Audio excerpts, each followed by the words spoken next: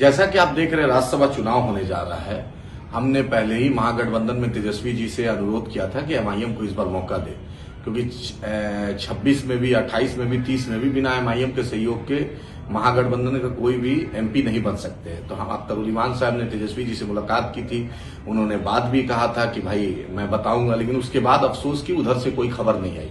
ये चिंता का विषय है। अगर राष्ट्रीय जनता दल या तेजस्वी जी भाजपा से बात कर लिए कि 5 सीट भाजपा एनडीए जीते, तब कोई दिक्कत नहीं है। तब तो एडी सिंह साहब की नॉमिनेशन सिर्फ एक खाना पूर्ति है, क्योंकि हमने पहले ही दिन कहा था कि कैंडिडेट का निर्णय और एमआईएम का समर्थक का निर्णय ये बैरिस्टर असदुद्दीन ओवैसी साहब दारुसलाम हैदराबाद से होगा। तो अभी तक आपके तरफ से कोई संदेश नहीं आया। ये समझ में नहीं आता है कि क्या भाजपा को आप डायरेक्ट जिताना चाहते हैं या क्या है ये। आप बेहतर हो कि एमआईएम का रुख साफ है, आप भी अपना रुख साफ करें, क्योंकि आप अनकंडीशनल एमआईएम किसी को समर्थन नहीं कर सकती। हम किसी के मोहताज नहीं है सिवा अल्लाह के।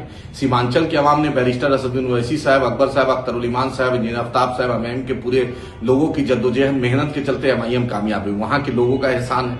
हमारा स्टैंड क्लियर है कि भाजपा के खिलाफ कल भी थे, आज भी और कल भी रहेंगे, लेकिन आपके तरफ से कोई संदेश नहीं आया, क्योंकि 35 ही एमएलए आपके पास है, 5 एमएलए हमारा, फिर बसपा के एक एमएलए साहब है, उनसे भी कोई राब्ता नहीं हुआ है।